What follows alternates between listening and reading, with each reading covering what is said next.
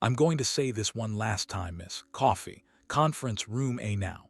Richard Miller stood in the middle of the marble lobby of Miller and Grant with his arms crossed, his voice loud enough that every associate, paralegal, and courier within 40 feet had stopped moving. Rachel Carter looked up at him from where she stood beside the reception desk. Quiet, composed. She had not raised her voice once. "I've already told you, Mr. Miller. I don't work here." "Then you're trespassing in the lobby of my firm." His tone said something different from his words. His tone said, "You don't belong here. Now, I can have building security walk you out, or you can walk yourself out, and we can all get on with our morning without making this a bigger problem than it already is." An associate near the elevators pulled out a phone, not to help, just to film. A senior partner passing with a coffee cup slowed down, looked, and then looked very pointedly at his watch. Behind the desk, the receptionist, a woman named Brenda who had sat in that chair for 11 years, had gone completely pale, and not for the reason anyone in that lobby would have guessed. Rachel took a slow breath. The lobby was still, the kind of still that happens when 30 people all decide in the same second that this is not their problem. She glanced once at the senior partner with the coffee cup, who refused to meet her eyes. And then she said very quietly, "Mr. Miller, I'd like you to call your managing partner. I'd like you to ask him who is on the other side of the transaction closing in conference room A at 10 o'clock. His jaw tightened. "I do not need to call anyone. This is my firm." But every single person in that lobby was about to watch the most spectacular reversal of their professional lives. In less than 1 hour, the man with his name first on the letterhead would be standing in that same conference room, watching that same woman sign the last page of a document that made her the owner of everything around him. The marble floor, the corner offices, the $400 million in annual billings, and his own employment contract. To understand how the senior founding partner of one of the most powerful law firms in New York came to be threatening a quiet woman in his own lobby with security, a woman who, at that exact moment, was carrying the documents of his firm's sale inside her briefcase, you need to back up about 40 minutes. You need to understand who Rachel Carter actually was, not who Richard Miller had decided she was the moment she stepped off the elevator. But before any of that, you need to see how she ended up standing on that marble floor at 9 in the morning. Not as a visitor, not as an applicant, as the buyer. She had scheduled the closing herself 3 weeks earlier through a Boston law firm that had spent 90 days negotiating in absolute confidentiality. The seller, a private equity group that had quietly acquired controlling interest in Miller and Grant's parent holding company 2 years earlier, had insisted on discretion. So had Rachel. The transaction did not appear on any public filing yet. Her name did not appear in any directory, any press release, any internal memo below the level of the chief operating officer. Only 4 people inside the building knew who was coming that morning. Richard Miller was not one of them. That was not an accident. That was a decision made by the outgoing managing partner, who had spent 15 years watching Richard Miller operate and had concluded, in a private conversation with the Boston lawyers, that telling Richard anything before the ink was dry would only give him time to make things worse. What no one had accounted for was that Richard would find a way to make things worse in the lobby, on camera, 40 minutes before the signing, without knowing a single thing. Rachel had arrived early on purpose. She did it the way she did most things, quietly, deliberately, with intent. Because for months, reports had been landing on her desk in Boston. Retention numbers at Miller and Grant that made no sense. Talented associates, a specific, recognizable pattern of associates, leaving after 18 months. Exit interviews with the same phrases, the same silences, and one name appearing again and again. She had wanted to see it for herself. And exactly as she had hoped, and exactly as she had feared, the firm showed her who it really was. To understand why what was about to happen in the lobby of Miller and Grant would rearrange the top of the New York legal market, you need to understand who Rachel Carter actually was, not the version Richard Miller had constructed in his head the moment he saw her. The real one. Rachel was born in a small town called Fairhope, about 40 minutes outside of Mobile, Alabama, the kind of place where the pine trees ran right up to the edge of the county courthouse, and where the nearest law school was a 3-hour drive north. Her father had been a public defender for 28 years. He had worked out of a 2-room office above a hardware store, and from the time she was 5 years old, Rachel had sat on a folding chair beside his desk on Saturday mornings and watched him read case files with a red pen in one hand and a cup of black coffee in the other. He had told her more than once that the law was the only tool a poor person had that could not be taken away from them by someone with more money. Then he had corrected himself and said that even the law could be taken away, but it was harder, and that was why it mattered. Her mother taught 8th grade English at the public school. She had graduated from a small state college on a scholarship she had earned by writing an essay about her own grandmother, who had cleaned houses in Mobile for 41 years and had never learned to read. Rachel's mother had read to her every single night. Not children's books, court decisions. Brown v. Board, Loving v. Virginia, Gideon v. Wainwright. She had read them slowly, explaining each phrase, and by the time Rachel was 10, she could recite the majority opinion in Gideon from memory. Her mother had told her that a girl who understood the law would never in her life be spoken to the way her great-grandmother had been spoken to. Rachel had believed her. She would spend the next 24 years finding out that her mother had been half right. She graduated valedictorian of her high school class. She got a full academic scholarship to Spelman College in Atlanta. She majored in political science and minored in economics, and she graduated summa cum laude. She applied to 7 law schools. She was accepted at all 7. She chose Harvard, not because it was Harvard, but because it offered her the most aggressive financial aid package, and because her father, when she called him from a payphone in the student center to tell him, had cried on the other end of the line for a full minute before he could speak. At Harvard, she made law review. She clerked, during her second summer, for a federal appellate judge in the Second Circuit.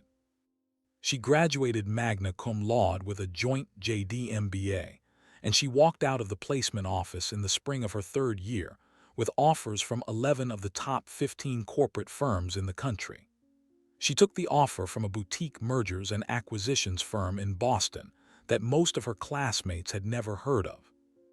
She did it because the managing partner, a woman named Deborah Lynn, had sat across a table from her during the callback interview and had said, without preamble, "I'm not going to promise you that this firm is perfect. I'm going to promise you that if you are the best lawyer in the room, you will be treated like the best lawyer in the room. I cannot promise you that anywhere else." Rachel worked at that firm for 8 years. She made junior partner in 6, which was a firm record. She specialized in the acquisition of professional services companies, law firms, accounting practices, medical groups, architectural partnerships, the kind of transactions that were technically complex, culturally delicate, and almost impossible to close without alienating half the workforce of the target company. She was very good at them.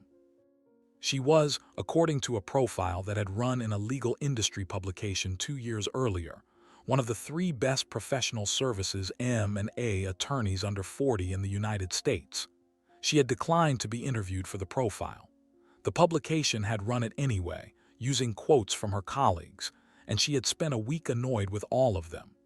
Then, 18 months ago, she had been approached about something different. A private equity group in Connecticut had quietly built a controlling interest in a holding company that owned a majority stake in a large New York law firm, Miller & Grant. The private equity group was looking to exit. They wanted a strategic buyer, someone who understood the professional services model, someone who could take over the firm, restructure it, and run it. They had offered Rachel a proposition, not a job, a partnership. She would raise the capital. She would lead the acquisition. She would become the majority owner and the new managing partner of Miller & Grant. She had spent 4 months thinking about it. She had said yes for a reason that had nothing to do with money. She had said yes because of a folder. The folder had been sitting in the bottom drawer of her desk in Boston for almost 2 years. It was thick, nearly 300 pages, and it contained a set of documents that Rachel had assembled quietly, methodically, without telling anyone at her firm what she was doing or why. The folder contained exit interviews, not from her own firm, from Miller and Grant. She had started collecting them by accident. A young associate named Marcus Bell, whom Rachel had mentored during his summer clerkship at Harvard, had called her one evening in the spring of his second year at Miller and Grant. He had sounded tired in the specific way that lawyers sound tired when the tiredness is not about hours. He had told her he was leaving the firm. He had told her why. He had asked her, at the end of the call, whether she would be willing to write him a reference letter for his next position. Rachel had said yes, and then after she hung up, she had written down everything he had told her, word for word, on a legal pad. She had done it because she had heard the same phrases before, from other people, from other associates at other firms. She had wanted to have the words on paper so that the next time she heard them, she would know she was not imagining the pattern. She was not imagining the pattern. Over the next 20 months, she had heard from 11 other associates who had left Miller and Grant. Some had reached out to her directly, through Harvard networks or through Marcus. Some she had reached out to herself quietly when she had heard through the industry grapevine that they had left. All of them had said versions of the same thing. All of them had described the same partner. Two of them had described the same specific incident from two different angles, 6 months apart. One of them, a woman named Priscilla Adams, had described 3 specific incidents, in detail, with dates and witnesses, and had told Rachel that she had filed a formal complaint with the firm's Human Resources Department that had been closed after 4 days without any interviews being conducted. Priscilla Adams had left Miller and Grant 9 months later. She had gone in-house at a technology company in Seattle. She had told Rachel, at the end of a 2-hour phone call, that she had turned down a partnership offer at another New York firm because she could not stomach the idea of another year in Manhattan. She had told Rachel that she had once, in her 3rd year at Miller and Grant, been asked by Richard Miller in front of 2 clients whether she could arrange for lunch to be brought up to the conference room because, and this was the exact phrasing, she seemed to know her way around a service situation. Rachel had written that phrase on the same legal pad. She had underlined it. She had put a date next to it. The folder in her drawer contained 12 exit interviews. 11 of the 12 mentioned Richard Miller by name. 7 of them described specific incidents that, if they had been substantiated, would have been grounds for termination at any properly managed firm. None of them had been substantiated because none of them had been investigated. The firm's human resources function reported, through a chain of 3 intermediaries, to Richard Miller. Rachel had known all of this 18 months ago when the private equity group first approached her. She had said yes because she had spent 2 years watching a pattern get worse and doing nothing about it, and she had decided that the only way to do something about it was to own the building. She had told Deborah Lynn, her mentor and managing partner in Boston, on the day she accepted. Deborah had listened for an hour without interrupting. At the end of it, she had said only one thing. Rachel, if you do this, you do it all the way. You do not take that firm over quietly. You do not fix it from the inside. You take it over publicly and you fix it publicly and you make the fixing itself part of the record. Because if you do it quietly, the next Priscilla Adams will still be silenced. She will just be silenced by you. Rachel had thought about that conversation every day for 18 months. Now, standing on the marble floor of Miller and Grant's lobby, watching Richard Miller's face perform the exact recalibration she had watched 12 associates describe in 12 different exit interviews, she understood that Deborah had been telling her something she had not fully heard at the time. She had been telling her that the closing itself would not be the moment that mattered. The moment that mattered would come before the closing, or it would not come at all. It would come the first time a partner at Miller and Grant showed her, before he knew who she was, exactly who he was. That moment was happening right now.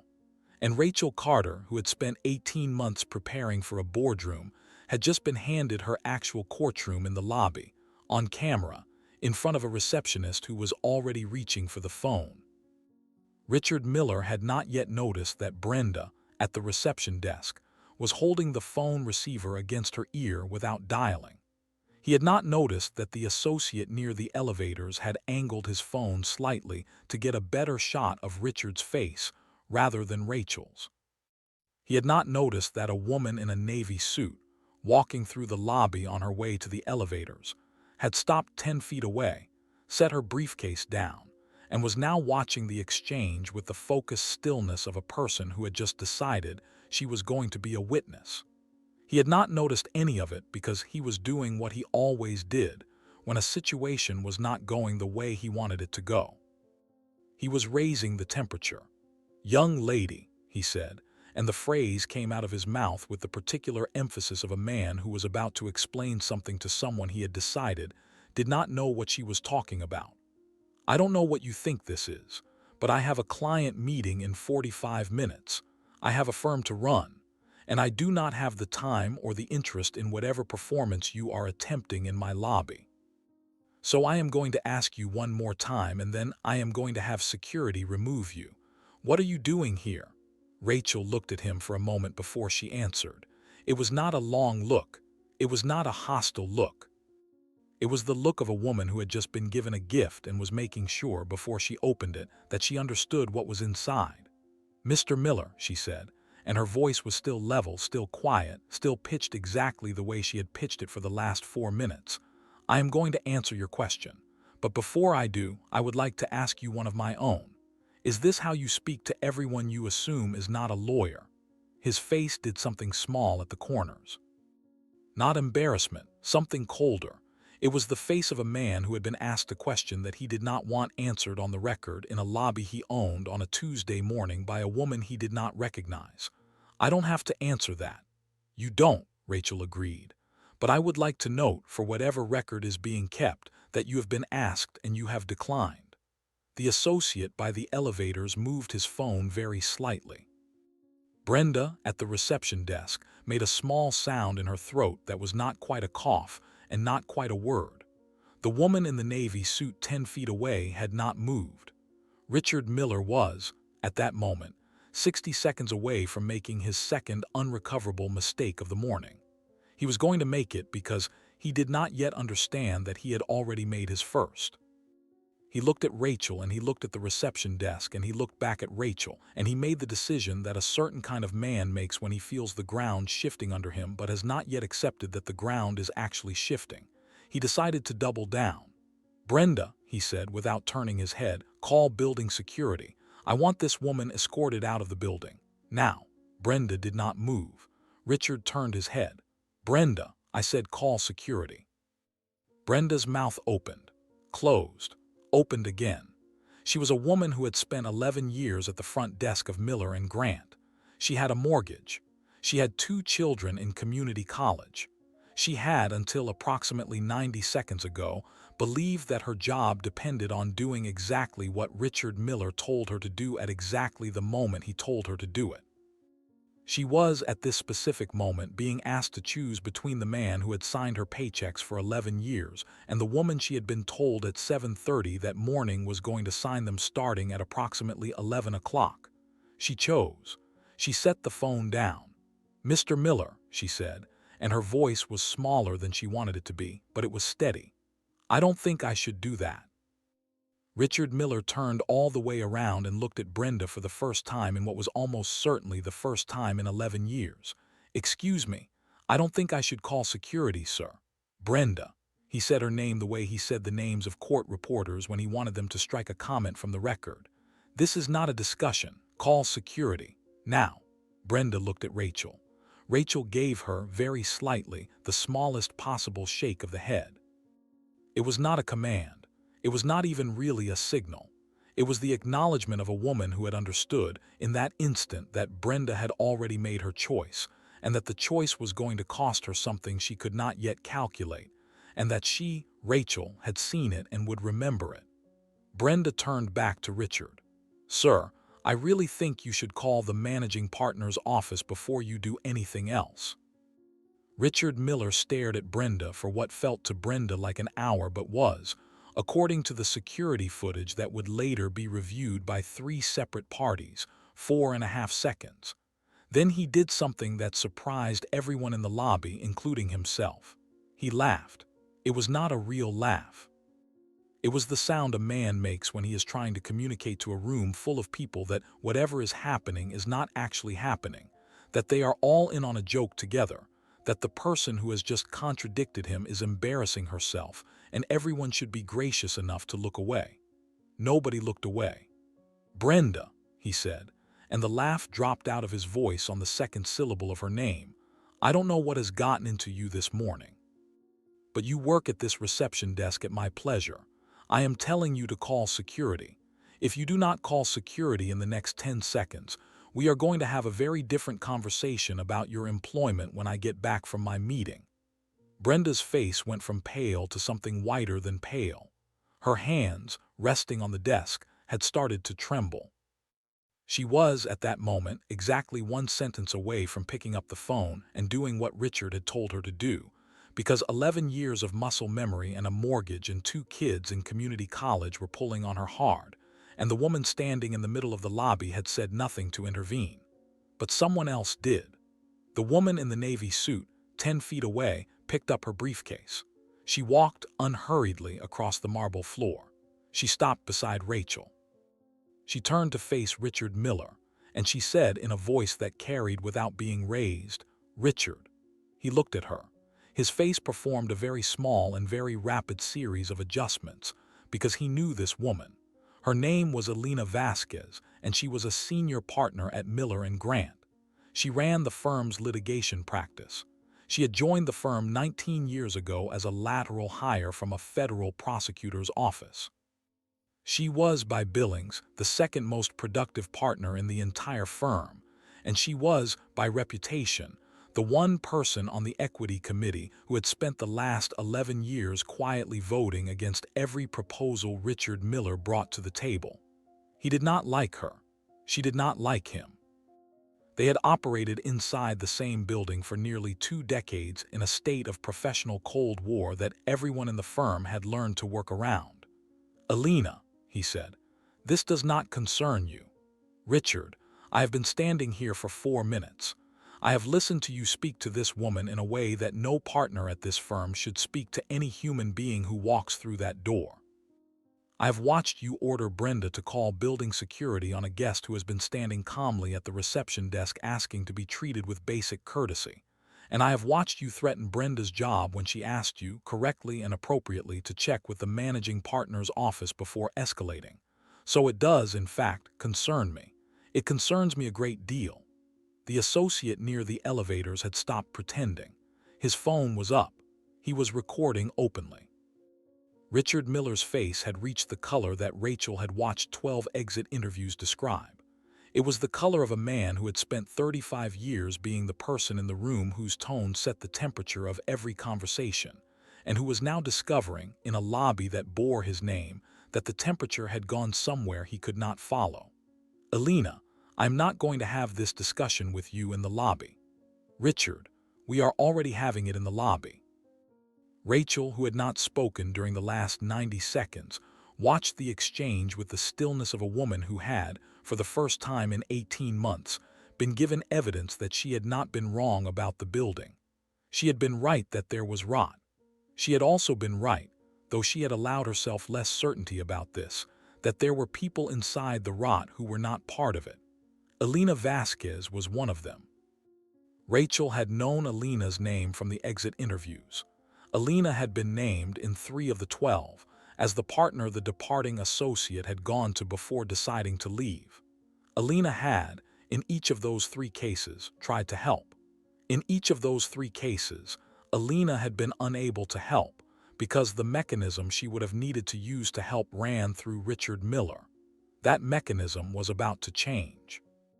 Rachel spoke finally, and her voice was pitched exactly the same way it had been pitched for the last 5 minutes. "Ms. Vasquez, thank you. Mr. Miller, I would like to introduce myself properly now. My name is Rachel Carter. I am the incoming managing partner and majority owner of this firm, effective at 11 o'clock this morning, pending the signing of documents that are currently in the briefcase at my feet. I have been standing in this lobby for the last 7 minutes because I arrived early. I arrived early on purpose. I wanted to see the firm before the firm knew I was watching. She let that sit. I have now seen it. Richard Miller did not respond immediately. He could not.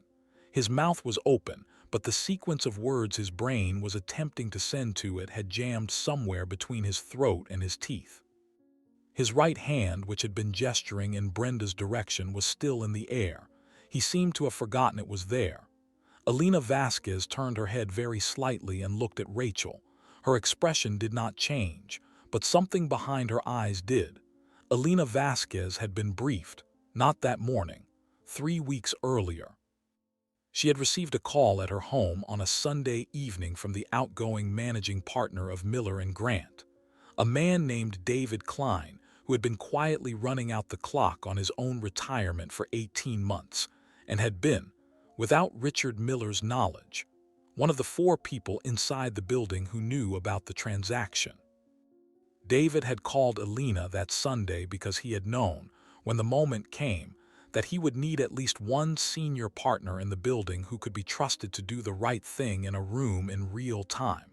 He had considered his list of options. It had been a short list.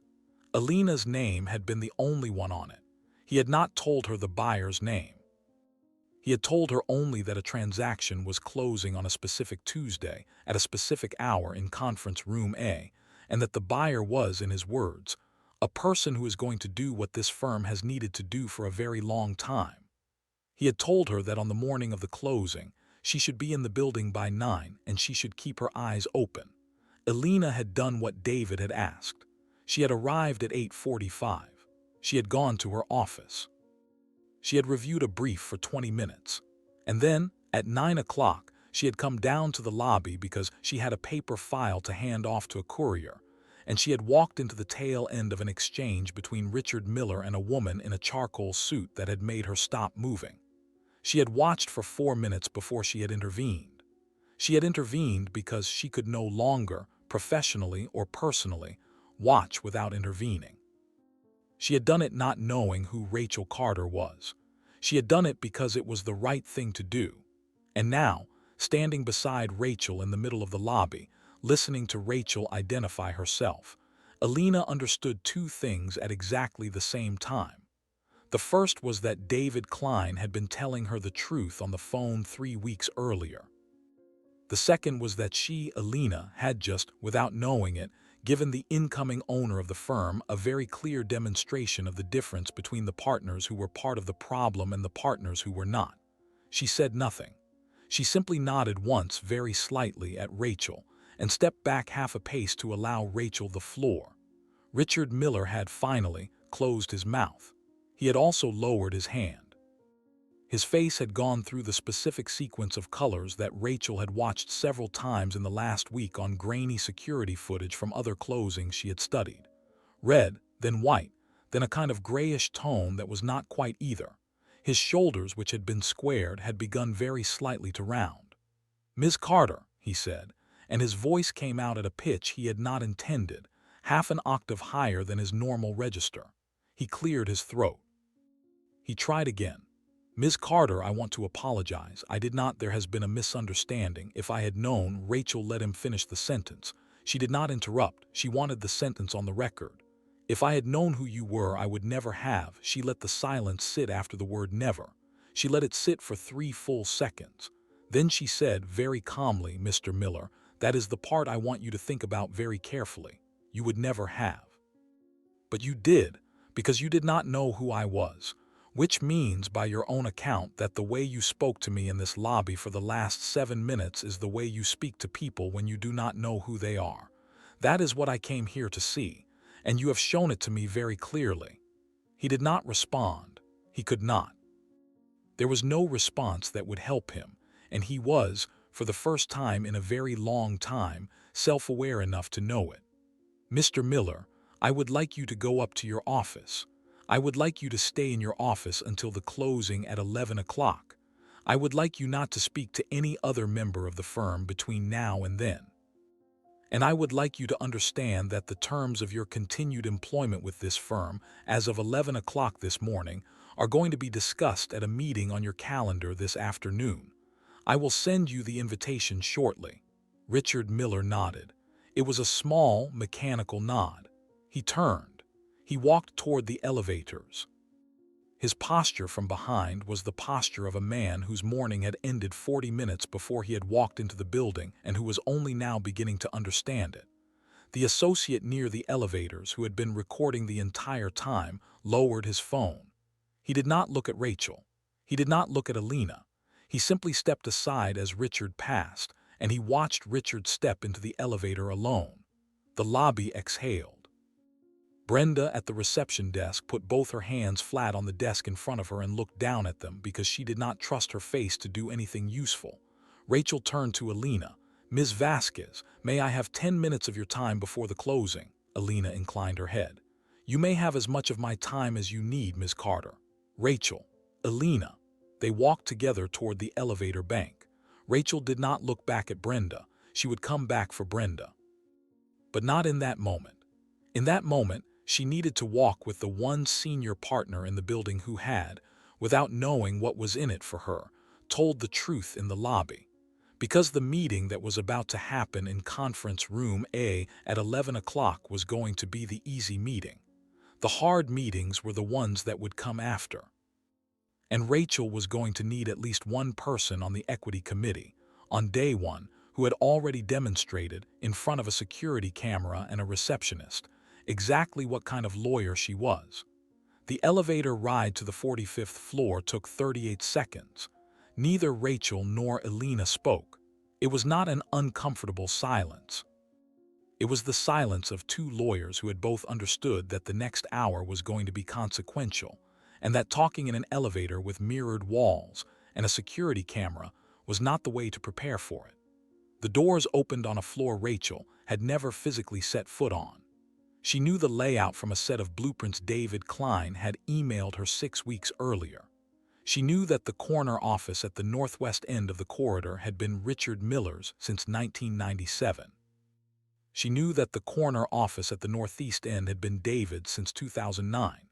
She knew that the office she was about to walk into, a large interior conference room adjacent to David's, had been reserved on the calendar under a code name that only 3 people in the firm recognized.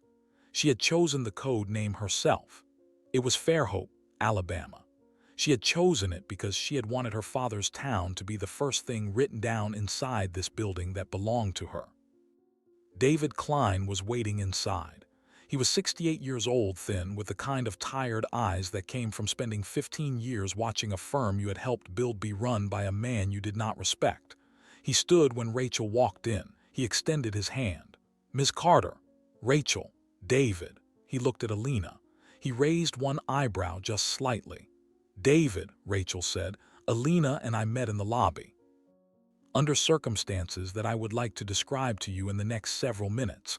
I have asked her to sit in on this conversation because I would like her perspective before the closing."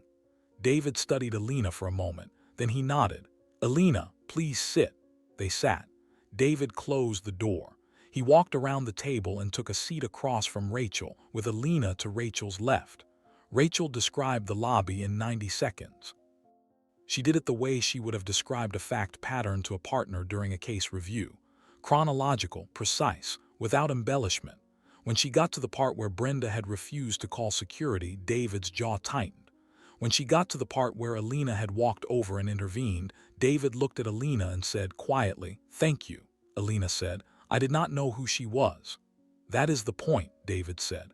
"That is exactly the point." Rachel let the two of them have that moment. Then she said, "David, I would like to accelerate 2 decisions that we had originally planned to make in the next 30 days. I would like to make them today, before the closing if possible, immediately after the closing at the latest." David nodded. "Tell me." "The first is Richard. I do not want to fire him this morning. I want to give him the opportunity to resign. I want the resignation to include a public acknowledgement of his conduct in the lobby, and a personal apology to Brenda in writing on the record. I want the resignation announced by end of business today. If he refuses, I will terminate him for cause on the basis of the lobby footage and the pattern of complaints in the HR file that were never investigated. I want the termination announced by end of business tomorrow. Either way, he is not a partner at this firm by Friday." David did not blink. Agreed. The second is the HR function. It is currently reporting through 3 intermediaries to Richard. That reporting line ends today. Effective immediately, HR reports to the office of the managing partner. I want an external audit of every complaint filed in the last 5 years. I want it conducted by a firm we do not work with. I want the findings to be published internally within 90 days and summarized publicly on the firm website within 120 days. I want a standing agenda item on every equity committee meeting going forward for the review of open complaints and the tracking of resolution timelines. Alina, who had been silent, spoke. "Rachel, if you publish those findings publicly, some of the associates who filed those complaints are going to be identifiable to people inside the firm even if you anonymize them. You need to reach out to every one of them individually before publication and give them the choice to opt out." Rachel looked at her. "You are correct. Thank you. That is exactly the kind of judgment I am going to need on the equity committee." She paused. "David, I would like to nominate Alina for the vacancy on the equity committee that will be created by Richard's departure, effective at the next scheduled meeting." David looked at Alina. Alina looked at Rachel. Then Alina looked at David. Then she looked back at Rachel. "I will accept the nomination on one condition," Alina said. "I want the first item of business at that meeting to be the 12 exit interviews you told me about on the elevator." Rachel had not told Alina about the 12 exit interviews on the elevator. Neither of them had spoken on the elevator. Rachel almost smiled. She did not, because it was not the moment for it, but she filed it away. Alina Vasquez had, in 7 minutes of face-to-face contact, demonstrated 3 separate times that she paid attention to things other people did not know they were showing her. That was going to be very useful.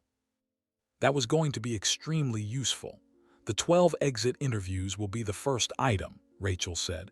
David exhaled. It was the exhale of a man who had been holding a specific breath for approximately 18 months. "Rachel," he said, "I want you to know something before we walk into that conference room at 11 o'clock. I have been at this firm for 31 years.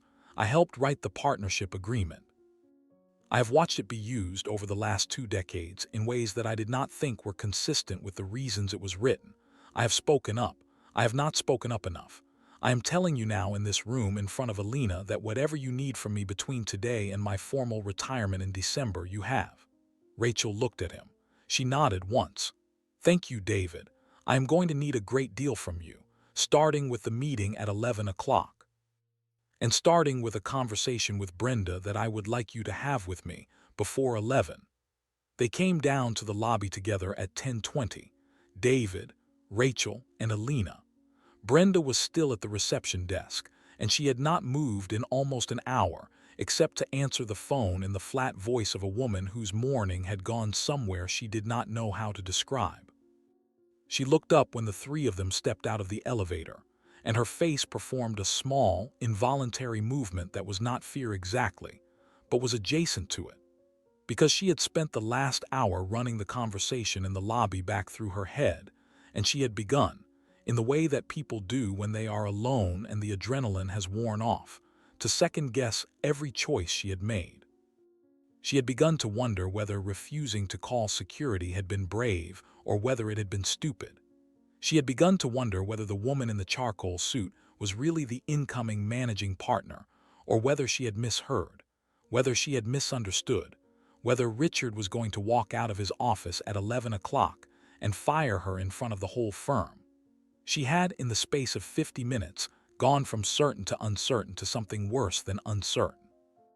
She had gone to the place a person goes when they have taken a risk on behalf of another person and they have not yet been told whether the risk was received. Rachel walked directly to the desk. She did not stop at the visitor's sign-in book. She did not glance at the elevator bank. She walked to the desk and she stopped in front of it and she waited until Brenda looked up. "Brenda," she said, "may I ask your last name?" "Harris, Brenda Harris." Mrs. Harris. My name is Rachel Carter. I do not know if we were properly introduced earlier. I would like to introduce myself now, and I would like to introduce Mr. Klein and Ms. Vasquez, whom you have known for some time. We would like, if you can be spared from the desk for 15 minutes, to have a conversation with you in the small conference room behind you. If now is not a good time, we can wait, but we would like it to be soon. Brenda looked at the phone on her desk.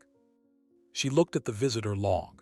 She looked at the small conference room behind her, which was used mostly for depositions and for coffee with junior clients, and which she had walked past 4 times a day for 11 years without ever being invited into.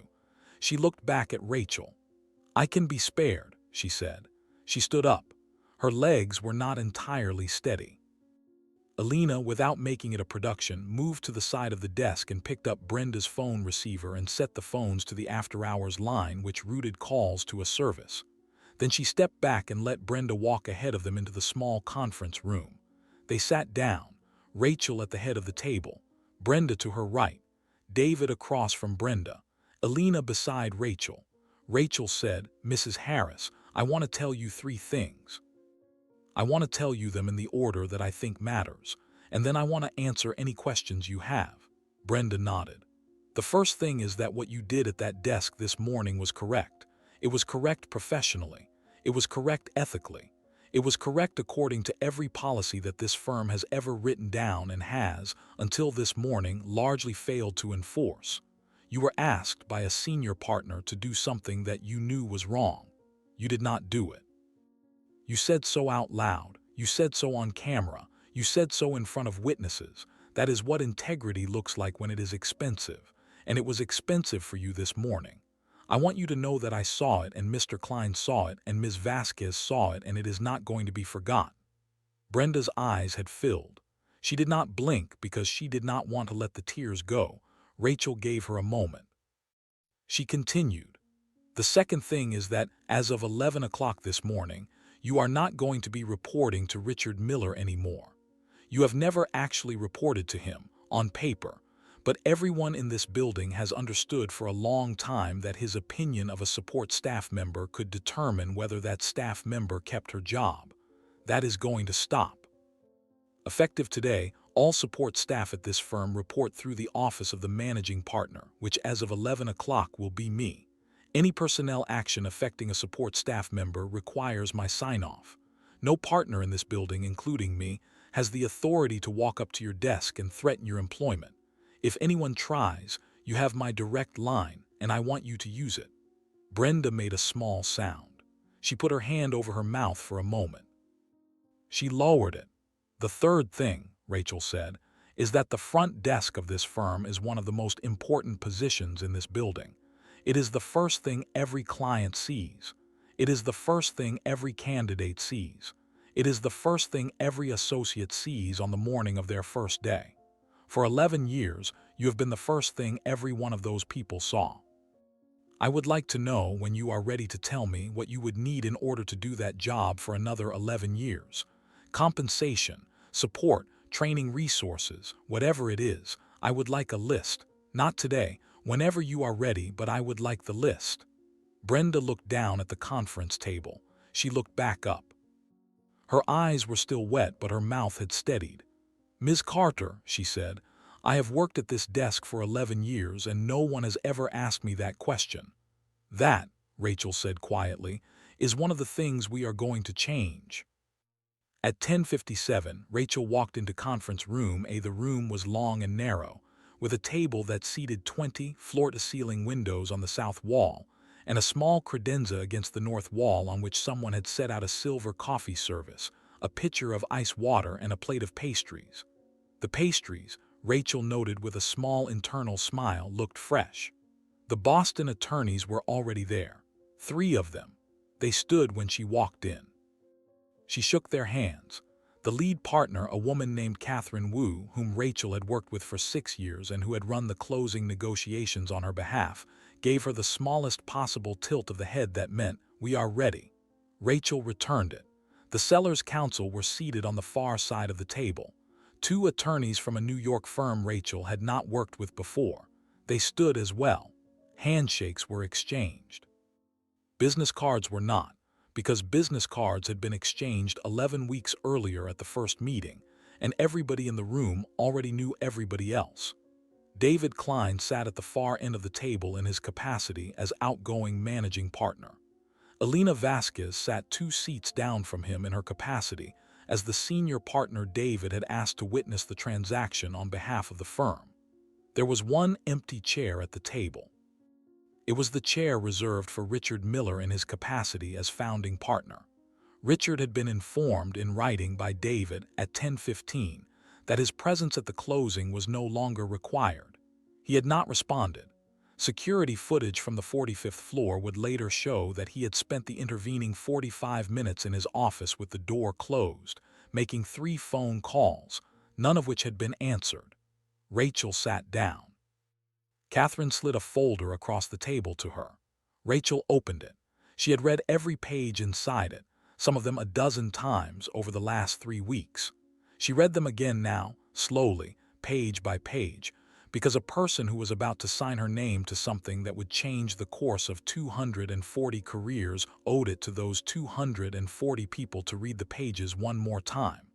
At 11:03, she signed. She used a black fountain pen that her father had given her the day she graduated from law school. She had signed every significant document of her career with that pen. It had a small dent on the cap from the time she had dropped it on the marble floor of a federal courthouse in her second year of practice. She had not had the dent repaired. She liked the reminder. The seller's counsel signed. David signed as the outgoing managing partner of record. Catherine notarized. Copies were exchanged.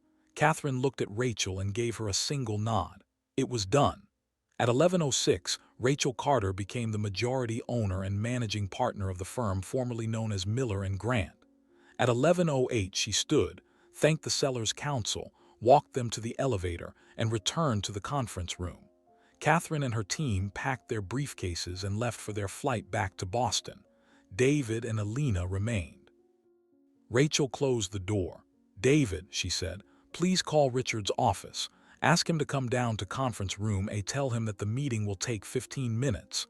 David picked up the phone on the credenza. He dialed 4 digits. He spoke briefly. He hung up. "He is on his way." Richard arrived 4 minutes later. He did not knock. He walked in. He had in the last hour aged approximately 5 years. His tie was slightly crooked.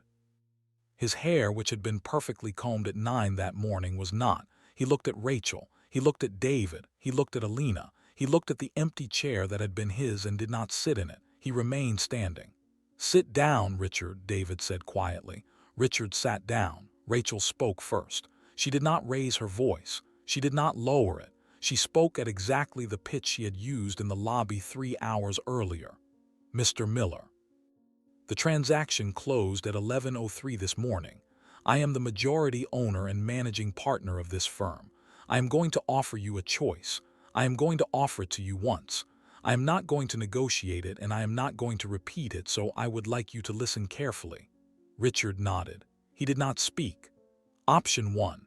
You resign, effective end of business today. Your resignation letter will be drafted by Ms. Vasquez this afternoon, and you will sign it before you leave the building. The letter will acknowledge that your conduct in the lobby this morning was inconsistent with the standards of this firm. It will include a written apology to Mrs. Harris. The firm will announce your resignation this evening in a memorandum to all personnel, and tomorrow in a press release. You will receive a severance package consistent with the terms of the partnership agreement, and you will retain your equity distribution for the current fiscal quarter. You will not, however, retain your name on the letterhead. The firm will be renamed effective January 1st. Richard's hands, folded on the table, tightened. Option 2. You refuse to resign. I terminate you for cause, effective today, on the basis of the lobby footage and a pattern of complaints in the human resources file dating back at least 4 years that were closed without investigation. Termination for cause voids your severance package under Section 14 of the partnership agreement. It also voids your equity distribution for the current quarter. The firm will announce your termination in a memorandum tomorrow morning, which will include, In accordance with our new transparency policy, a description of the underlying conduct. You will retain your right to contest the termination through the partnership agreement's arbitration clause.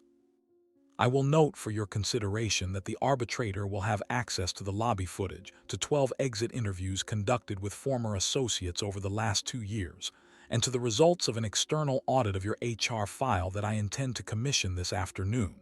She let it sit. You have 5 minutes. Richard Miller looked at the table. He did not look at Rachel. He did not look at David. He did not look at Alina. He looked at the table.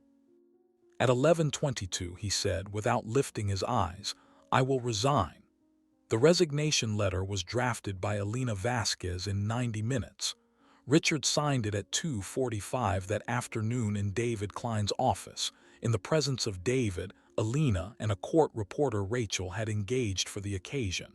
He did not read it aloud. He did not need to. It was going to be read in the next 24 hours by every person who worked in the building and by a great many people who did not. The memorandum went out at 5:15. It was 2 paragraphs long. It named the resignation. It named the conduct. It named the apology to Brenda Harris by name, with her permission, which Rachel had asked for personally at 3 o'clock, and which Brenda had granted after taking 20 minutes to think about it. The press release went out at 7 the following morning, time to lead the legal industry newsletters. By 9 that Wednesday, the video of the lobby had been posted by the associate who had recorded it. He had not posted it earlier because he had not been sure, until the memorandum went out the night before, whether posting it would cost him his job. When it became clear that the new managing partner had already named the conduct herself, he had understood that the video was not a liability. It was a record. He posted it with a caption of 4 words. "This is the standard." The video was viewed 1.2 million times in the first 48 hours. Rachel did not watch it. She had lived it. She did not need to see it again. She spent that Wednesday and the Thursday and the Friday doing the work that mattered more than the video, which was the work of introducing herself to 240 employees, one meeting at a time. She began with the support staff. She met with every paralegal, every administrative assistant, every mailroom clerk, every member of the janitorial team, and every security guard on the building's contract. She met with them in groups of no more than 8 in the small conference room off the lobby, and she asked each of them the same question she had asked Brenda. What would you need in order to do this job for another 11 years? She wrote down every answer. She did not promise to grant every request. She promised to answer every request in writing within 30 days. She kept that promise. 31 days after the closing, every person who had been asked the question received a personal letter over Rachel's signature. Some of the letters said yes. Some of them said not yet, and here is why, and here is what we will do instead. None of them said no without a reason. The external audit of the HR file was commissioned that Wednesday. It took 4 months. It produced a report that ran to 341 pages. The report identified 19 closed complaints over a 7-year period that should have been investigated and were not. Rachel published a summary of the report on the firm's website in April. She sent personal letters to each of the 19 complainants, offering an apology on behalf of the firm, an offer of independent counsel to review their options at the firm's expense, and an invitation to a private meeting with her personally if they wished to have one. 11 of the 19 accepted the invitation. Rachel met with all 11, one at a time, over the course of 6 weeks. 3 of them, after those meetings, accepted senior positions at the firm. Priscilla Adams was one of them. She is now the head of the firm's professional responsibility practice. Alina Vasquez was elected to the Equity Committee at the first meeting of the new fiscal quarter. The first item of business at that meeting was the review of the 12 exit interviews Rachel had been collecting for 2 years. The Equity Committee voted unanimously to establish a standing committee on retention and workplace culture, with subpoena authority over internal firm records and a direct reporting line to the managing partner's office. Alina was elected the first chair of that committee. David Klein retired in December, as planned. His farewell dinner was attended by 211 people. He spoke for 6 minutes. He thanked by name 4 people. Rachel Carter was the 4th. He said of her that she had done in her first 90 days what he had spent 15 years trying to do and had failed to do because he had not been willing to do it publicly. He said he was sorry he had not been braver. He said he was grateful he had lived to see someone else be brave in the way that the firm had needed. The firm was renamed on January 1st. The new name was Carter Vasquez Klein. Rachel had insisted on Klein. David had objected. Rachel had won. The letterhead was redesigned. The portraits in the main conference room were rehung. A new portrait was commissioned. It hung at the front of the room. It was a photograph, not a painting. It was black and white. It showed Brenda Harris at the reception desk on the morning of the closing, taken by the associate who had recorded the video, in the moment just after she had set down the phone. The caption beneath the photograph read, "The standard begins here." So here is what I want you to sit with, and I want your honest answer in the comments. Not about Rachel, not about Richard, not even about the ending. About the lobby. The moment before any of it was resolved, when a woman was standing at a desk being told she did not belong and 30 people watched it happen and only one of them walked over. What would you have done? Would you have kept walking? Would you have picked up your phone? Would you have set down your briefcase? If this story hit something real in you, share it. Because the conversation it starts is the whole point. Like, subscribe, and I will see you in the next one. Peace.